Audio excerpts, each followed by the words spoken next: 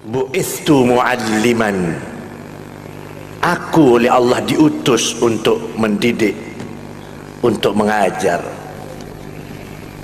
Pekerjaan yang sangat mulia.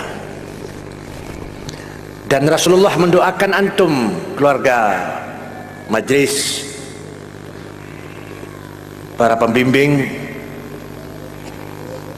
doa beliau terus berjalan sampai hari akhir. Allahumma arham khulafai, Allahumma arham khulafai, ya Allah rahmatilah, sayangilah pengganti-pengganti saya. Para sahabat sempat bertanya kebingungan, man khulafauka ya Rasulullah, siapa pengganti-pengganti penjenengan Rasulullah?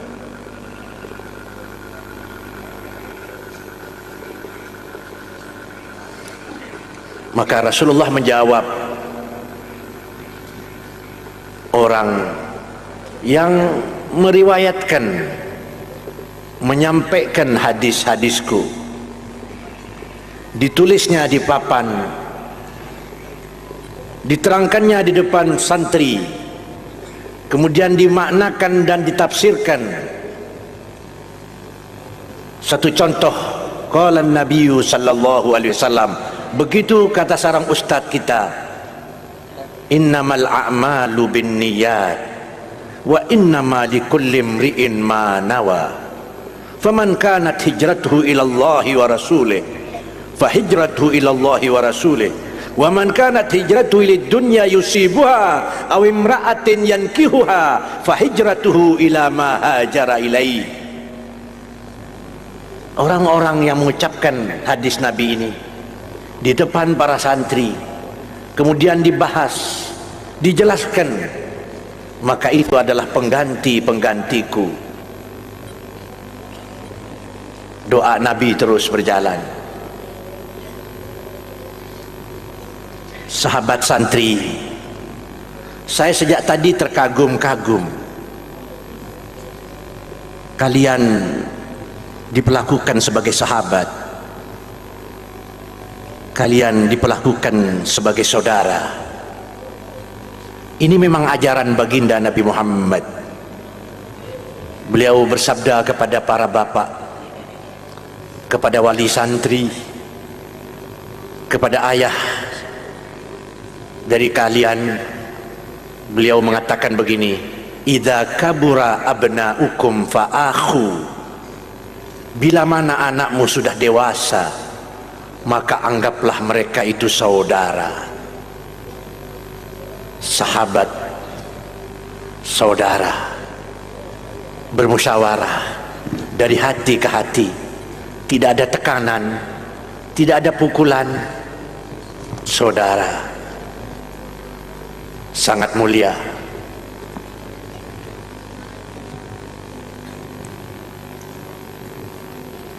Para santri, saya juga sampai detik ini bangga dan salut atas sekian banyaknya generasi-generasi penerus,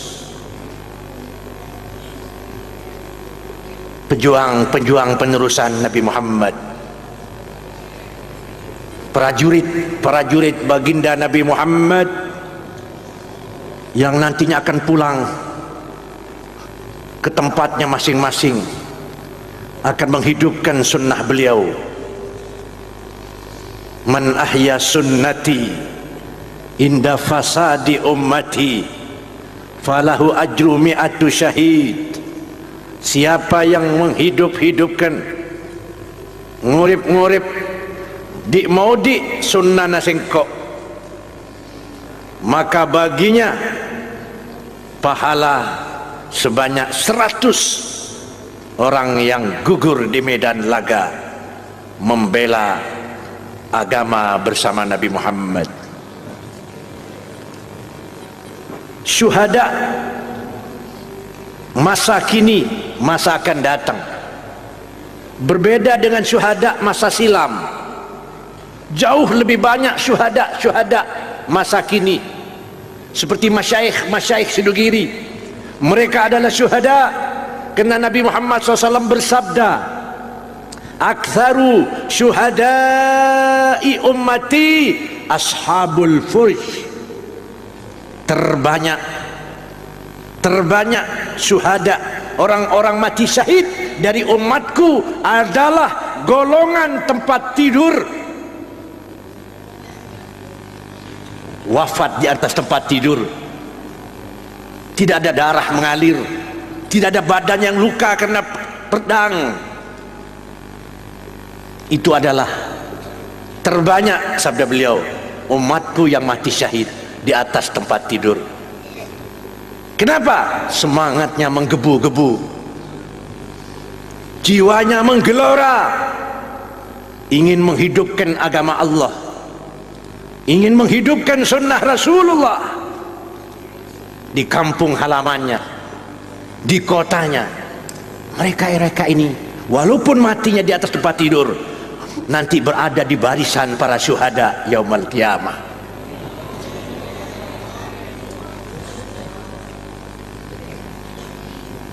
Kalian remaja masa kini, syababul yaum, rijalul ghad. Ini yang terbetik di pikiran hamba Allah,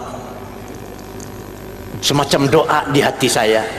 Saya berharap semuanya tanpa kecuali, sekarang remaja, tapi besok adalah rijal, kesatria, pemimpin di segala bidang yang positif. Bagaimana tidak?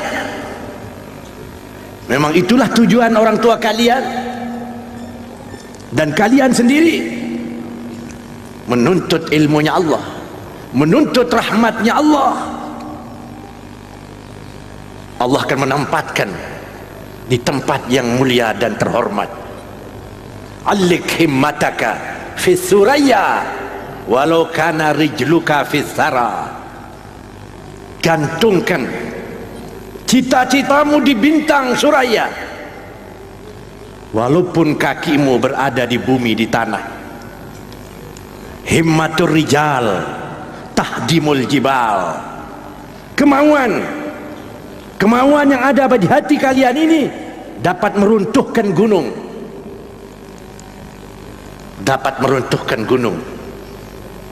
man sara ala darbi wasal. Siapa yang berjalan menuju pintu pasti akan sampai. Jangan berhenti, jangan putus asa, bergerak maju. Semuanya mendoakan kalian. Kullu syai'in tastaghfiru li talibil ilmi hatta al-hitanu fil bahri. Segala sesuatu, pasir, rumput, tanah, karung, plastik, sandal yang ada di bawah Anda itu, termasuk yang berdiri cagak, bintang, pohon-pohonan, ini mintakan ampun buat kalian. Sampai-sampai ikan-ikan di laut, ikan-ikan di sungai ikut memintakan istighfar buat Anda semuanya. Luar biasa, kemuliaan yang luar biasa. Rugilah anak muda yang tidak menuntut ilmu. Kalau ada anak remaja tidak menuntut ilmu, hanya keluyuran saja, maka fakabbir alaihi arba'an liwafatih. Takbiri saja 4 kali atas kematiannya. Benar-benar mati. Kuburan berjalan. Kuburan berjalan.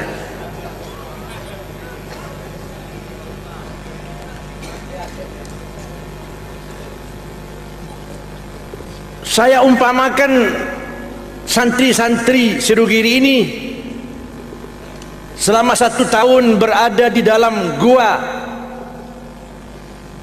yang disebut, dipuji oleh Allah sepanjang masa, fityatun amanu bi rabbihim wa zidnahum huda. pemuda-pemuda yang beriman kepada Allah, sangat mencintai Allah. Dan kami tambah lagi petunjuk itu, sab'atun wa thaminuhum kalbuhum. Ada 7 pemuda yang meninggalkan keramaian, kebejatan moral masyarakatnya. Dia menghindar menuju hutan dan memasuki gua yang gelap, diikuti seekor anjing. Pemuda-pemuda ini mendapat pujian dari Allah Subhanahu wa taala. Fityatun amanu bi rabbihim wa zidnahum huda. Beriman kepada Allah, memperkaya dirinya dengan ilmu, mengindahkan dirinya dengan akhlakul karimah. Dan memang akhlakul karimah ini saya yakin, saya saksinya, adalah Pondok Pesantren Sidogiri. Nampak akhlakul karimah menjadi perhiasan di mana-mana saya bertemu, apakah itu di Bali, di mana saja, di tempat-tempat pengajian, saya mendapatkan orang-orang yang indah akhlaknya, baik budi pekertinya, penuh tawadhu. Itulah khas dari santri pesantren Sidogiri. Ini bukan kelebihan, bukan saya hanya memuji di depan Anda, tapi benar-benar kenyataan. Mudah-mudahan ini terus bagus.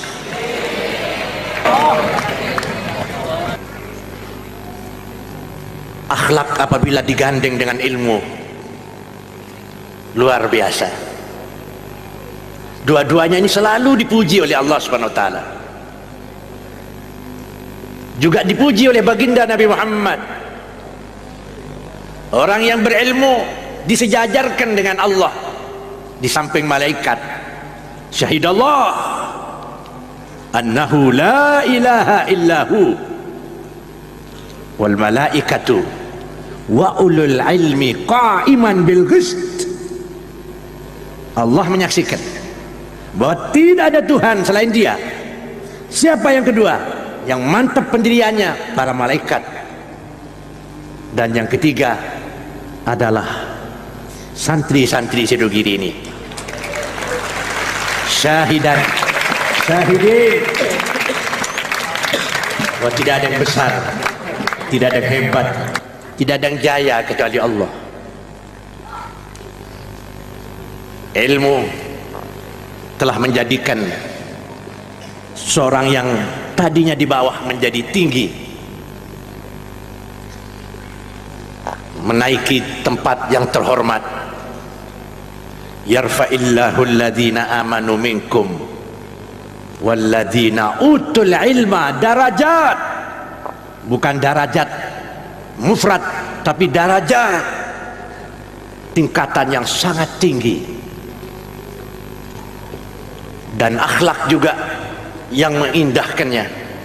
Sebab ilmu yang tinggi tanpa dihiasi dengan akhlakul karimah tidak mendapatkan tempat di hati masyarakat. Orang-orang yang berakhlak, orang-orang yang dekat dengan baginda Nabi Muhammad. Inna akrabakum minni majlisan yaumal qiyamah ahasinukum akhlaqa. Orang yang paling dekat majlisnya nanti dengan aku di hari kiamat, berkumpul surganya dengan baginda Nabi Muhammad di surga Firdaus. Siapa? Orang-orang yang paling bagus akhlaknya, paling indah tata keramanya. Akhlak. Dan Nabi kita sendiri dipuji oleh Allah, ya, disanjung oleh Allah,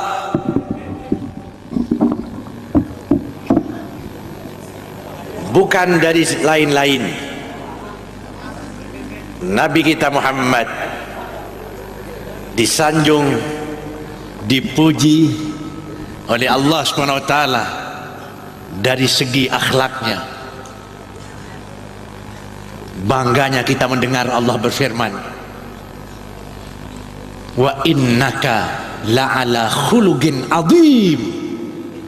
Sungguh engkau Muhammad berada pada akhlak yang agung. Kalau Allah yang azim mengatakan azim kepada akhlaknya Nabi, sampai kapan kita akan mengubah, memuji Nabi Muhammad tentang akhlaknya? Belum selesai. Katanya Habib Ali Al-Habsyi dalam Simtud Durarnya, yafna zaman wa fihi ma lam yusafi. Habislah zaman ini dan akhlaknya Rasulullah belum selesai dibahas, diterangkan oleh ulama. Karena Allah yang mengatakan azim, wa innaka la'ala khuluqin azim. Kita sebagai umatnya, kita yang paling pantas mewarisinya,